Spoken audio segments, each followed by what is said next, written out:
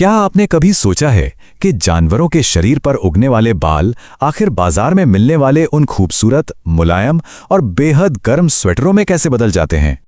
जी हां, आज हम प्रकृति और विज्ञान के इसी अद्भुत मेल के पीछे के रहस्यों से पर्दा उठाने वाले हैं। आज की इस खास चर्चा में हम प्राकृतिक रेशों से कपड़ों तक के इस शानदार सफर को करीब से समझेंगे। हम देखेंगे कि कैसे प्रकृति के दिए ये साधारण से रेशे हमारी जिंदगी का इतना अहम हिस्सा बन जाते हैं। ये पूरा सफर जानवरों की शरीर रचना से शुरू होकर बड़ी बड़ी मशीनों से होता हुआ हम तक पहुंचता है। तो चलिए जल्दी से देख लेते हैं कि आज हम क्या क्या कवर करने वाले हैं। हम शुरुआत करेंगे ऊन देने वाले जंतुओं से, फिर जानेंगे रेशों से ऊन बनने तक की प्रक्रिया, इसके बाद ऊन उद्योग से जुड़े जोखिमों पर बात करेंगे और आखिर में रेशम कीट पालन और उसके बेहद दिलचस्प जीवन चक्र को समझेंगे। तो आइए बिना किसी देरी के शुरू करते हैं अपने पहले भाग से, ऊन प्रदान करने वाले जंतु। अब जरा सोचिए, इन जानवरों के शरीर पर बालों की इतनी भारी भरकम परत आखिर क्यों होती है? दरअसल इसके पीछे एक बहुत ही दिलचस्प विज्ञान है। इन घने बालों के बीच हवा आसानी से भर जाती है और जैसा कि हम जानते हैं, हवा ऊष्मा की कुचालक होती है। मतलब ये बालों की मोटी परत एक तरह से नेचुरल ब्लैंकेट का काम करती है। ये शरीर की गर्मी को बाहर जाने से रोकती है और कड़ाके की ठंड में भी इन्हें गर्म रखती है।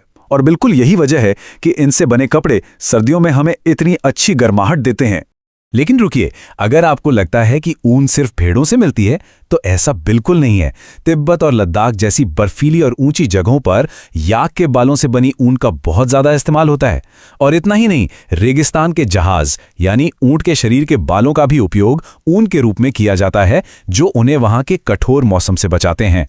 अगर हम दुनिया के दूसरे हिस्सों की तरफ चलें तो दक्षिण अमेरिका में मिलने वाले लामा और एल्पेका भी ऊन उद्योग में बहुत बड़ा योगदान देते हैं। और हाँ, अगर अपने भारत की बात करें तो यहाँ अंगोरा और कश्मीरी बकरियों की नस्लें काफी मशहूर हैं। आपने विश्व प्रसिद्ध पश्मीना शॉल का नाम तो सुना ही होगा। वो इन्हीं कश्मीरी बकरियों के बेहद मुलायम बालों से ही तो बुनी जाती है। चलिए अब आगे बढ़ते हैं अपने दूसरे भाग की तरफ, जहां हम देखेंगे कि जानवरों के इन रेशों से लेकर हमारे इस्तेमाल में आने वाले धागे तक का सफर आखिर तय कैसे होता है। असल में जानवरों के शरीर से बान उतारने से लेकर उससे कपड़ा बनने तक का ये पूरा काम 6 बहुत ही खास चरणों में पूरा होता है। ऊन की कटाई, अभिमार्जन, छंटाई, बर की छंटाई, रंगाई और सबसे आखिर में रीलिंग। आइए इन सारे स्टेप्स को एक एक करके थोड़ा और गहराई से समझते हैं। शुरुआत होती है इस पहले चरण से। इसमें एक खास मशीन के जरिए भेड़ की ऊन उतारी जाती है। इसमें बालों के साथ साथ त्वचा की एक बहुत ही बारीक परत भी निकाली जाती है। और ये मशीन बिल्कुल वैसी ही होती है जैसी हम इंसान बाल कटवाने के लिए इस्तेमाल करते हैं। अब यहाँ आपके मन में ये सवाल जरूर आ रहा होगा कि क्या इस प्रक्रिया में बेचारी भेड़ को दर्द नहीं होता? तो इसका सीधा सा जवाब है, बिल्कुल नहीं। ठीक वैसे ही जैसे हमें बाल कटवाते समय कोई दर्द नहीं होता। ऐसा इसलिए है क्योंकि उनकी त्वचा की जो सबसे ऊपरी परत होती है वो डेड सेल्स यानी मृत कोशिकाओं से बनी होती है। और हाँ, ये बाल कुछ ही समय में फिर से उग भी आते हैं। वैसे ये कटाई आमतौर पर गर्मियों में की जाती है ताकि बिना बालों की भी जानवरों को ठंड का सामना न करना पड़े। कटाई के बाद बारी आती है दूसरे चरण की, जिसे हम अभिमार्जन कहते हैं। इस स्टेप में उतारे गए बालों को बड़ी बड़ी पानी की टंकियों में डालकर बहुत अच्छी तरह से धोया जाता है। इसका मकसद सिर्फ इतना होता है कि बालों से सारी चिकनाई, धूल और मिट्टी पूरी तरह से निकल जाए ताकि हमें एकदम साफ और शुद्ध रेशे मिल सकें। इस धुलाई के बाद बालों को उनकी बनावट के हिसाब से छांटा जाता है। फिर इनमें से बर को अलग किया जाता है। अब आप सोचेंगे ये बर क्या है? ये बालों में मौजूद छोटे और फूले हुए रेशे होते हैं। ये बिल्कुल वैसे ही रोए हैं जो कभी कभी हमारे पुराने स्वेटरों पर गुच्छों की तरह दिखाई देने लगते हैं। अब क्योंकि प्राकृतिक ऊन ज्यादातर काली, भूरी या सफेद ही होती है, इसलिए अगले चरण में इन रेशों को खूबसूरत रंगों में रंगा जाता है और फिर अंत में रीलिंग के जरिए इन्हें सीधा करके धागे के रूप में लपेट लिया जाता है। अब हम आते हैं अपने तीसरे भाग पर, जो थोड़ा गंभीर है, ऊन उद्योग में होने वाले व्यावसायिक संकट। कारखानों में छटाई का काम करने वाले इन कारीगरों का जीवन काफी जोखिम भरा होता है। काम के दौरान कभी कभी ये लोग एंथ्रेक्स नाम के एक बहुत ही खतरनाक बैक्टीरिया के संपर्क में आ जाते हैं। इसकी वजह से सॉटर्स रोग नामक एक जानलेवा खून की बीमारी होने का खतरा रहता है। किसी भी इंडस्ट्री में रोजी रोटी कमाने के लिए मजदूरों द्वारा उठाए जाने वाले ऐसे ही रिस्क को व्यावसायिक संकट कहा जाता है। ये जानकर सच में उन कारीगरों के प्रति सम्मान और बढ़ जाता है, जिनकी मेहनत से हमें अपने रोजमर्रा के कपड़े मिल पाते हैं। चलिए अब रुक करते हैं अपने चौथे भाग का। यहाँ से हम ऊन को पीछे छोड़कर रेशम कीट पालन के एक बिल्कुल ही अनोखे और जादुई संसार में कदम रखेंगे। क्या आप जानते हैं कि रेशम प्राप्त करने के लिए इन खास कीड़ों को पालने की इस पूरी प्रक्रिया को सेरीकल्चर कहा जाता है? अगर हम भारत की बात करें तो हमारा देश व्यावसायिक स्तर पर रेशम का बहुत बड़ा उत्पादन करता है, और इसमें सबसे ज्यादा गर्व करने वाली बात यह है कि रेशम कीट पालन से लेकर कोकून से रेशम निकालने और कपड़े बनाने तक के इस पूरे काम में सबसे आगे हमारी महिलाएं हैं। अपने इस कौशल से वे हमारे देश की अर्थव्यवस्था को मजबूत करने में एक बहुत बड़ा योगदान दे रही हैं।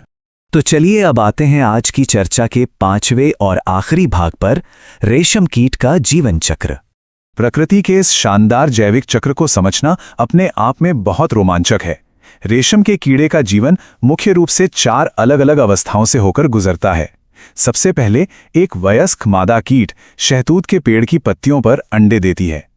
इन अंडों से लार्वा निकलते हैं, जिन्हें हम कैटरपिलर कहते हैं। ये कैटरपिलर शहतूत की पत्तियों को खाकर खूब बड़े हो जाते हैं और फिर अपनी अगली अवस्था में प्रवेश करते हैं, जिसे प्यूपा कहा जाता है। अब प्यूपा अवस्था में जो चमत्कार होता है ना, वो सच में हैरान कर देने वाला है। ये कीड़ा अपने सिर को अंग्रेजी के नंबर 8 के आकार में लगातार एक सिरे से दूसरे सिरे तक घुमाता है। इस गति के दौरान इसके शरीर से एक खास तरह का प्रोटीन निकलता है, और कमाल की बात यह है कि ये प्रोटीन हवा के संपर्क में आते ही एकदम कठोर होकर रेशम का धागा बन जाता है। बहुत जल्द ये छोटा सा कैटरपिलर खुद को पूरी तरह से इसी रेशम के जाल से ढक लेता है, और इसी रेशमी खोल को हम कोकून कहते हैं। इसी कोकून के सुरक्षित आवरण के अंदर कीट का आगे का विकास होता रहता है, और हम इंसान इसी कोकून से अपना बेशकीमती रेशम प्राप्त करते हैं। लेकिन आज के सफर का सबसे चौंकाने वाला तथ्य तो अभी बाकी है। जरा सोचिए, दिखने में जो रेशम का धागा हमें इतना कोमल और मुलायम लगता है, क्या आप यकीन करेंगे कि मजबूती में वो बिल्कुल उसी मोटाई के स्टील के तार के बराबर होता है? जी हाँ, स्टील का तार। क्या ये प्रकृति की इंजीनियरिंग का एक अविश्वसनीय नमूना नहीं है? एक छोटे से नाजुक कीड़े से लेकर स्टील जैसी मजबूती वाला धागा मिलना, प्रकृति की ये ताकत सच में हमें ये सोचने पर मजबूर कर देती है कि हमारी रोजमर्रा की साधारण सी दिखने वाली चीजों के पीछे कितना गहरा विज्ञान और कितनी कड़ी मेहनत छुपी होती है। तो अगली बार जब आप कोई सर्दियों का स्वेटर या कोई खूबसूरत रेशमी कपड़ा पहने, तो क्या आपको इस धागे का ये पूरा अद्भुत सफर याद नहीं आएगा?